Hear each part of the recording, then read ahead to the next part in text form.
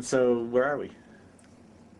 Well, we're interviewing him. I'm just on the sidelines. You're just on. Okay. And well, who's him? Who is him? We're in my office. My name's Simon Guest. Ah, I work in development and platform evangelism, yeah. which is your group as well. My primary focus is to produce guidance and evidence and articles and all kinds of things around interoperability. Now I heard you're famous, a famous book author or something. So yes, let's. Is that your book over there? There we go. Quick book plug. Still available on Amazon. The .NET and J2E. I mentioned that because a lot of the bloggers were saying it's a pretty good book. So Well, it's not usual I let people do book plugs, but it was an interesting book to write as well, having one of the first, if not the only, Microsoft Press title with J2E in the title. yeah. was an interesting experience. How did you get into thinking about Java and .NET Interop? So I've been at Microsoft for 4 years this year. Previously, I was working a lot with companies who were solely Java. So I did a lot of work down in Silicon Valley with BEA and Oracle, and then across in London we were doing a lot of IBM work. And when I kind of came to Microsoft, I had all this kind of Java experience that I didn't really want to lose. And at the time, .NET was kind of just taking off. And it just seemed like a good opportunity to do some work about creating applications that span both platforms. Actually, let me turn the lights in here. Helps to be able to see his video. And what are you doing now? So we are doing a lot this year on web services, interoperability. Okay.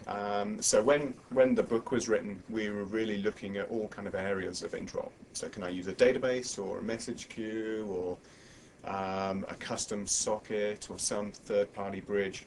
I think what we're seeing definitely this year is web services stacks from all vendors kind of reaching a maturity such that we can start really plugging these together and showing really good interop between them.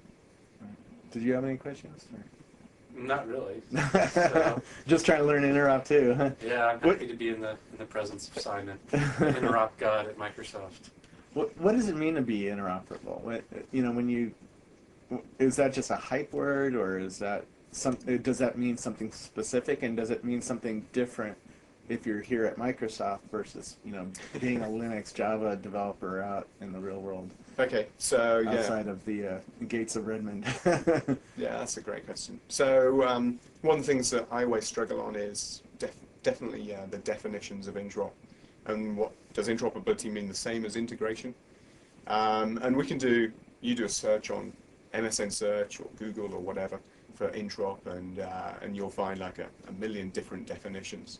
The way I kind of look at it, as certainly in the work that we do, is really taking kind of key bits from different applications. So maybe some stuff that I've already written on, say, a Java or a J2E box, some new stuff that I've created in .NET, actually keeping the actual code running on those platforms, and then finding some way of crossing the bridge between the two.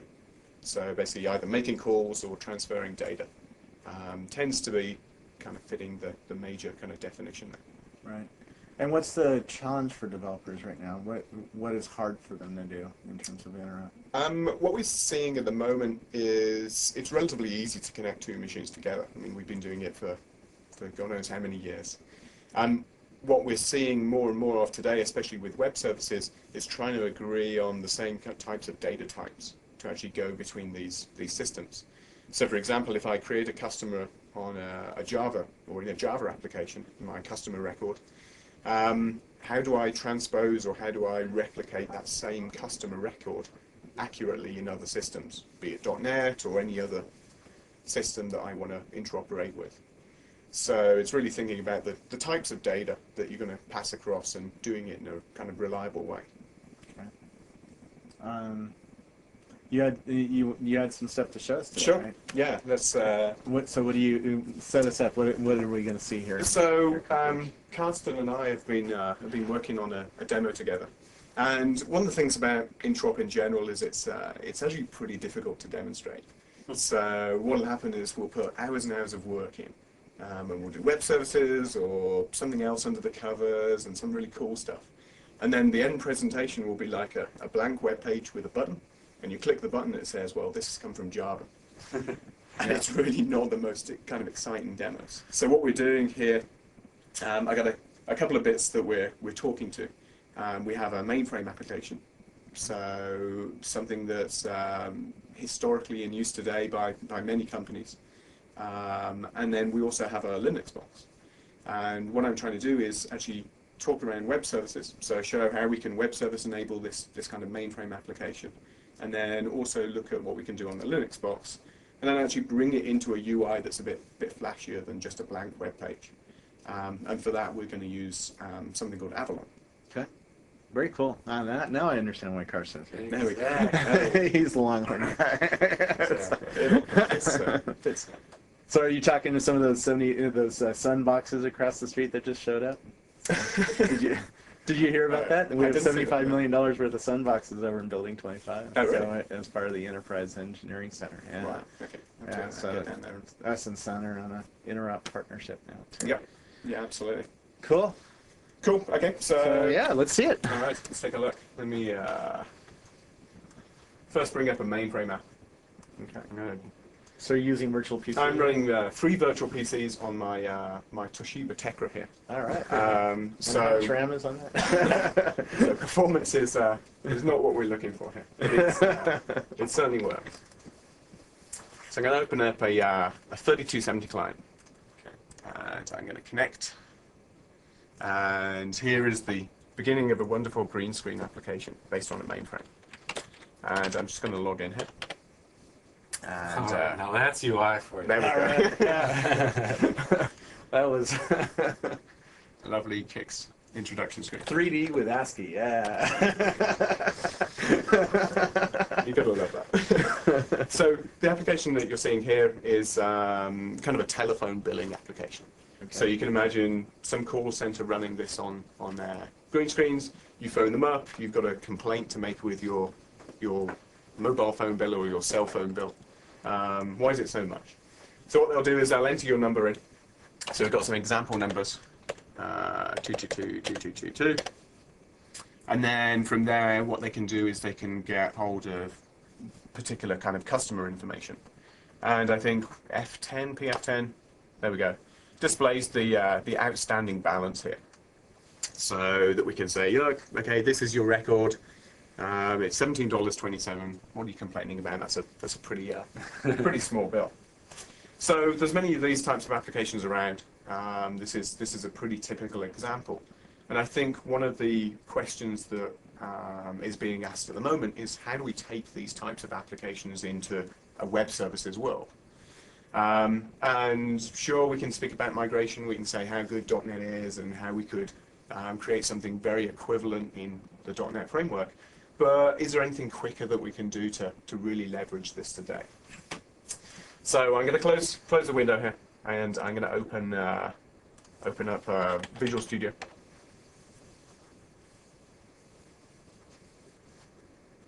Cool. And this is where you can really see the performance of my VPC here. Can you talk while this is loading about how you actually, Sure. what tools you're going to use? Yeah, absolutely. So that's a good question. So I'm going to actually show a tool by a third-party company called NetManage. And when we're speaking to mainframes, there's kind of 2 ways that we can kind of integrate with them or take applications. We can either go in at what I call the kind of business logic level, so we kind of make callable APIs into the mainframe, and that's cool for getting very say a large record set from the mainframe or a good number of records. But it requires you to do stuff on the mainframe. So if the mainframe's been around for a while and you don't want to touch it, maybe not the best approach. So the other way is to actually drive screens. So actually, you saw the kind of screens that we went there. The software now that we can actually record the screens. Wow. You can actually set inputs and outputs, and then actually expose that through a WSDL, through a web service. So that's what we're gonna see here. And this is all baked into Visual Studio.NET as part of an add-in that NetManage have created. So I'm going to create a new project, and let's create just a Windows application, and I'll call it and a channel 9 demo. Let's see some of my great UI skills coming to play in a minute. This is loaded. Virtual PC. Yeah. You need more RAM. I need more RAM. That's always the answer. That's right. Even the virtual PC team says that's the answer. Yeah. Okay, here we go. Cool. So we got the form. We've got a blank form here. And what I'm going to do through the Tools menu is open up something called the On-Web Object Builder. Okay. So this will open. I give no guarantee when, but... Oh, we're not going to edit. You just speed up the tape at this point. Okay, here we go. We got the... And what we're going to do is we're going to create what's called a runtime container. So this is basically the type of environment that we're going to set up. So I'm going to create a new reference here. It's going to point to my VPC instance. Okay. I'm actually speaking through port 90, but this is just HTTP. And let's give this a name. Okay. And let's also now create a new object. Okay. So this is going to actually be the object that we're going to be creating, and we'll call it telephone access because it was kind of telephone app. And would you believe I'm actually using a mainframe emulator on this machine? So we're actually pointing. Normally we point it to a mainframe, but now we're pointing it to localhost. So that kind of sets up the environment. What we're now going to actually do is launch the recorder. So this is actually going to go into the mainframe screens. And we create a new method, and we'll call this, I don't know, get bill. And click on finish. And what it's now going to do is it's going to open up this kind of recorder within this, within the VS.NET add-in. And literally it's asking us to step through the application now. Right. So all I'm going to do is basically go through exactly what we did before. Log on to the mainframe, enter the kicks region. So it's almost like recording a macro here. It is. It's very, very similar. It actually takes all of the screens, records it to XML, which is kind of nice because then you can go in and edit it at a later point as well. This is called screen scraping, right? Absolutely. Now, kind of screen scraping got a bad name, definitely around, I think, the 90s, late 90s. Because what people were doing there is they were really taking the screen scraping and then putting them into HTML. And if you look at the way a call center works, you ever watched anyone on the phone on a call center? They really rely on really quick kind of keys. So user calls up, hit this, press F5, do this, F10, F2. Now, what we saw in the 90s is so many of these applications go to the web, and unfortunately you can't really create that in the web kind of experience, or it's very difficult to. So what we're finding was operators were typing in some information, then they'd have to reach for the mouse, and then click and drag, and it was just very slow, it got a bad rap and that kind of thing. Now obviously we can, once we expose them as web services, we're kind of then free to take them into any environment. So for example, a smart client, which is where we can kind of get the best of the PC, but we can also replicate a lot of these shortcuts that we saw. So we're back in. We entered the account number. These are the only ones I can remember. And then I think it was, I'm just going to move this field here. So this is basically the field that's looking for information to know when the next screen has actually come up. And then it was F10. And that should display the balance. Okay. So we've kind of gone through the recording. What we can now do is stop recording. Kind of disconnect from the session. And then actually go back through the screens and identify fields that we want to allocate for the web services that we're going to produce. So what I'm going to do is I'm going to create some parameters. And a US phone number today really has 3 parts to it. It has an area code, it has a prefix, and it has a suffix. So we kind of create these within the kind of UI. and then we go back to the screen and we say, well, look, this field here, and just point to that one. Well, that one really is the area code here. And this field here, well, that one's kind of the prefix. And this field here, well, we're going to call that the suffix.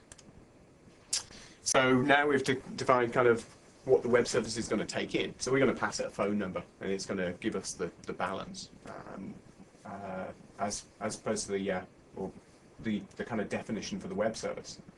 If we now go to this last screen, we can actually see this balance.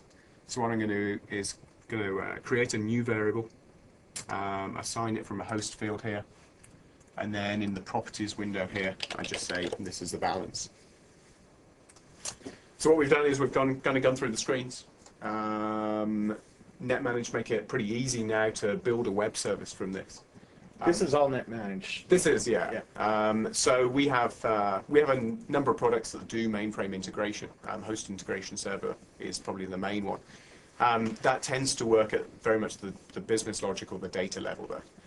So it's great for saying, well, look, give me these 10,000 records. You'd never want to do that with screen scraping because that would take a long time, even on a virtual PC. So our products tend to concentrate much more on the kind of data layer, whereas the NetManage and there's many other third-party products tend to go in at the screen level. So we're kind of here. What we do is we right-click on the object we created. We click on the Build menu, and we select Web Service. As easy as that.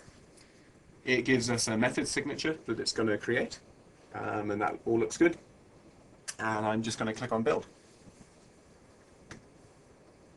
And grab some water. And I'll chug for a minute or two.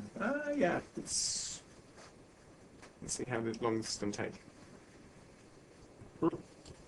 Actually, remarkably quick. So now it's asking us, well, what's the project that we want to add the web reference to? We click on that project. This is where it's putting all of the hooks back into Visual Studio. He says. Okay, and then if we go back to vs.net, we have a new web reference called telephone access. Okay. So now it's just as easy as building a great new UI for this. So let's expand the form here. It shows some of my UI skills. Text box. So we're going to represent the phone number just through a simple input. Let's have a nice label, and let's have a button. And this is all VS.NET 2003 here. We're not using anything that's not been released. So we create a new label. Phone number. Just set the properties on that. Let's rearrange some of these text boxes. You can see this is going to be pretty flashy. And then let's resize here. Let's call the button get bill, or get balance. And then just for good measure, we'll clear these text boxes. So you get a good UI. Okay, so very, very simple. Please give me your phone number. I'm going to give you the balance back. We now need to write some code behind on the button. Okay. So I'm going to double click that, and it's kind of brings us back into the code view. Now in NetManager, kind of nice, and what they actually do is they actually create something on the clipboard that actually calls the web service for you. Nice. So I can even cheat even in this sample. I'm just going to drag that onto into my method here. So they wrote all that code for you? Absolutely. Excellent. So that saves some time here. And this is pretty easy. All it's doing, the way that this software and other similar software works is it works as a kind of middle layer between the mainframe and the actual client app. So the client app calls this middle layer that's hosted on web services, and then this middle layer then drives these screens, gets the result that you need, and then passes it back through. So this is pretty simple. All we need to do is we need to tell it where the input of this is. So I'm going to just point it to those text boxes that I created. Let's do some copy and pasting here.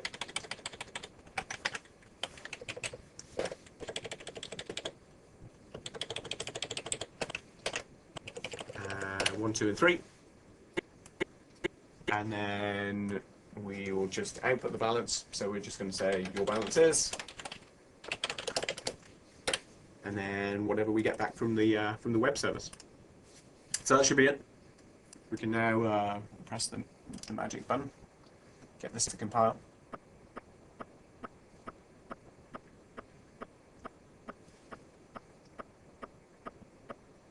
And where's my form? There we go. So here's our form.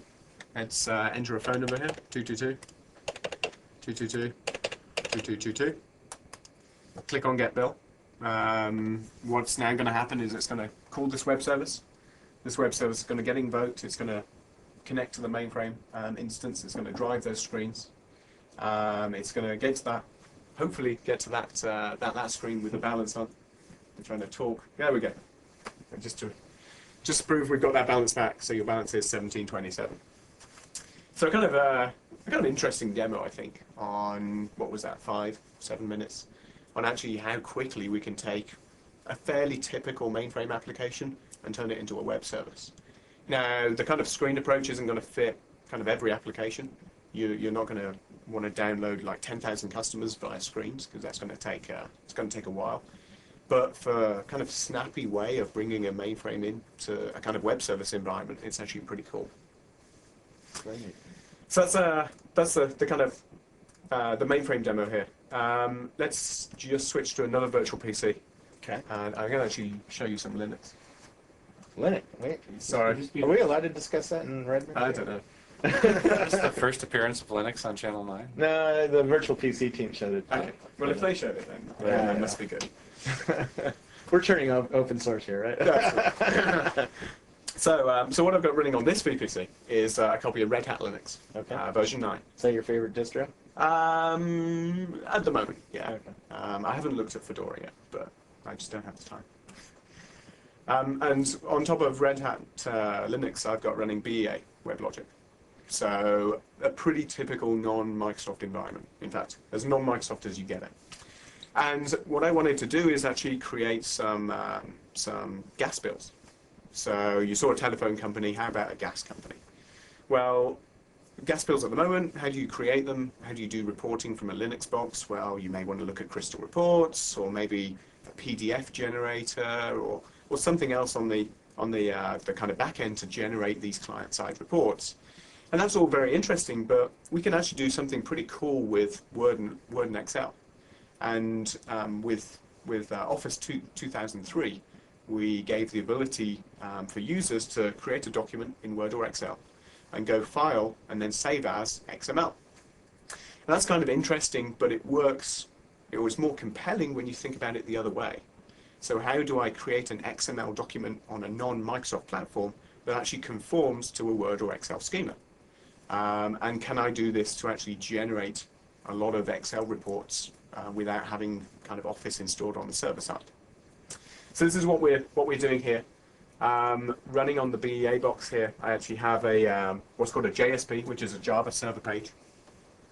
And all I'm doing is I'm loading an XML template from disk. So this is one I saved earlier. But this is just an XML file. So if you're into XML, you can just hand crank these out. And we publish the schema for Word. It's called Word ML and Spreadsheet ML. So it's fully open. And what I'm doing is I'm just filling in some details, some customer details. And then if we go to this line, all I'm doing is I'm just spitting it out. So when you call this web page, it opens this XML file, it makes some adjustments, and it just sends it back. So if we call this XML, or we call this JSP page from a Windows client, we get something that looks as follows. So we'll just open this up in IE. And here's basically the Excel representation. This is pretty much what was sent back via the JSP page. And you can see at the top we've got some XML namespaces for Excel and the spreadsheet ML schema. Now this is kind of interesting, and okay, so what? The kind of interesting thing is when we actually ask to download this file. So I've just got a parameter called download on this JSP page. And when I do that, I get the open, save, or cancel dialog box that I'm sure you've seen. So I'm going to click on open, and bang, straight into Excel. There's nothing I had to do there, apart from to have, obviously, Excel installed locally. And this is just an Excel sheet. So I can go through, I can look at my balances. If this was a rooted document, I could enter stuff. The nice thing about this approach is, and the advantage over, say, a PDF approach or a traditional reporting approach, is when I save this file, so let's say I make some modifications, when I save it back into XML. So I can actually send it back to the Linux box and say, well, look, these are the adjustments that the user made. Send it back to the Linux box. Linux can do a diff, an XML diff on the two files, and say, okay, well, this is what I need to do. So a very powerful way of generating, I think, Word and Excel documents from a fairly non-Microsoft platform. Very cool. And then were you going to show me an Avalon demo? Oh yeah. So so we're just going we just up the stack here absolutely. from that 3D character mode to Windows app to a Linux app on Office and onto Avalon. And one of the things that to the future. yeah, the feature presentation. One of the things about kind of web services and Interop today, and kind of moving on from my first point, is that it's all very well, but you've got to have, or the main advantage is to have some kind of reason or positive outcome for this. So just web service enabling my mainframe, well, so what? But if I can build an application that can take the web services from the mainframe and the documents from the Linux box and maybe some other points of interop around my organization, then we have a very powerful application here. And this is basically what we've done. So lo and behold, I've got a third VPC that I'm going to, where are we? There we go. Just drag onto my main screen here. And this is running the November CTP of Whidbey, so the next version of VS, and we've got the Avalon bits installed as well. And I'm going to compile this, which is going to take about a minute, which is probably enough for Karsten to give us. Sure. So Simon called me in and said, all right, I need some UI help here. And he told me the scenario, and we actually had this thing that is called the hierarchical carousel viewer. And what it is a control that you can plug into, and basically you are able to navigate hierarchical data. Okay. So you start at a node, and you can navigate down to a deeper node in the hierarchy and traverse a hierarchy. Very common, lots of data sets that can fit into this. But what's interesting is the visual aspect, the style aspect. And whenever people, a lot of people who've seen this demo say, wow, this is just really a much more compelling way to visualize data. And so it's much better to look at it than actually have me talk about it. But, Okay. But I'll let the demo speak for itself and see if people are sold. So the demo is compiled, and what I'm going to do is just do some nifty views here. And this is the kind of the carousel view. So I thought, well, let's put together a demo that showed some bill paying, because we saw the phone company, well, they've got bills to send out. We saw the Excel sheet there was from a utility company or a gas company. So bill paying at the moment tends to be very web-based. So what can we do in Avalon? So here I have my kind of list of accounts here as a carousel. And what we can do is we can actually scan through the companies that I actually deal with on a day-to-day basis. So here I've got my phone company, I got my city company here, and this is all vector-based graphics, so we can zoom in pretty You're doing close here. zooming, not me. Yes. Do that again. So, Okay, cool. so we can zoom in really close, and there's no kind of loss of fidelity on these graphics. Look at the text; it's as clear as it should be. So so let's drill into one of these guys. Let's go to our phone company. And what I'm going to do is I'm going to just expand out the children of the phone company. And I have a number of telephone numbers with this phone company. And as we kind of drill down here, well, I've got 3 accounts. I've got. That looks familiar. There you go. I got my 2 cell phone accounts and a residential account as well. So what I'm going to do is I'm going to pick one of these cell phone accounts. And as I double click on the actual object, what it's now doing is doing something very similar that we saw in the last demo. So it's going across, it's hopping across to that mainframe VPC. It's actually making the call and it's saying, well, okay, what's my current balance? And what are the details for it? And what web services are you exposing? And then, and here we go, it's actually returned. So if you remember from the mainframe screen, the current bill is exactly 1727.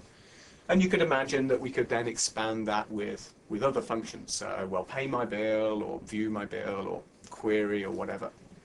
And that's something similar that I've done in the utility company. So let's scroll back to this list of utilities here. And, Actually, click if you can start another tree too. I can start another tree. That's true. Kind of like He says. Wait, open up a more. Okay, so City Power and Light, see power and light, and now double click that. and then here, so we can Yeah. kind of get a mixed view here. So my phone company here, and my bank here, and my power company here. So let's scroll down into the power company. Let's open the list of bills. As I double click on the bills, what's now happening is we're making a web service call across to the BEA WebLogic instance that's running on that Linux box. And we're saying, well, okay, what accounts do I have with you? And here it's come back and it said, okay, well, according to your sign-on information, we've got 2 bills for you to pay. We've got a gas bill and an electricity bill here. And what I can now do is I can right-click and I can say, well, view this gas bill. And what it's going to do, it's going to make a call to the WebLogic server. It's going to say, give me the gas bill for this company, this customer. The WebLogic server is going to actually generate that as an Excel sheet. It's going to return it through a web service, and we crash. Nope. I should have more things. Okay, so we've got this XML file, we open it.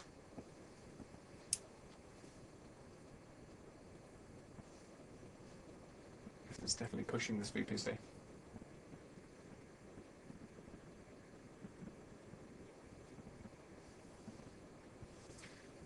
Okay. That's really cool stuff.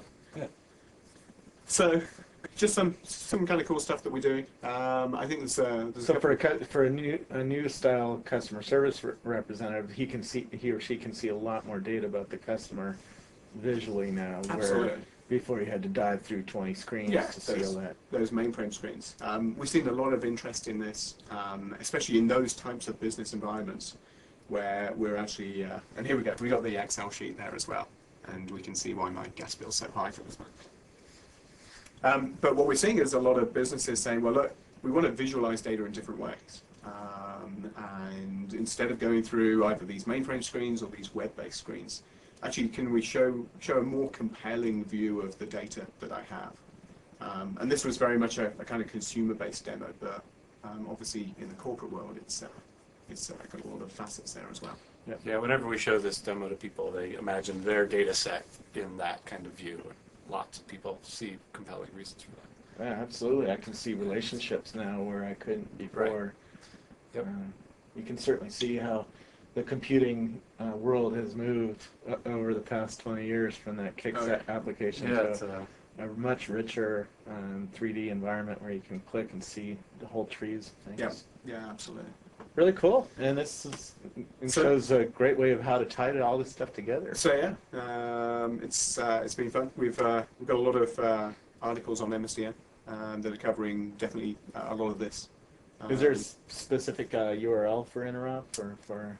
We actually have Microsoft.com/Interop. This was a pretty new one that was released about a month ago, and that has that takes you as a platform to all of the various sites.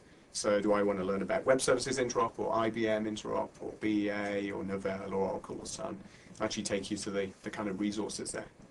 Great. So yeah, go check it out. Well, thanks for spending half an hour with us and showing us something. Thanks. Cool. Thank you.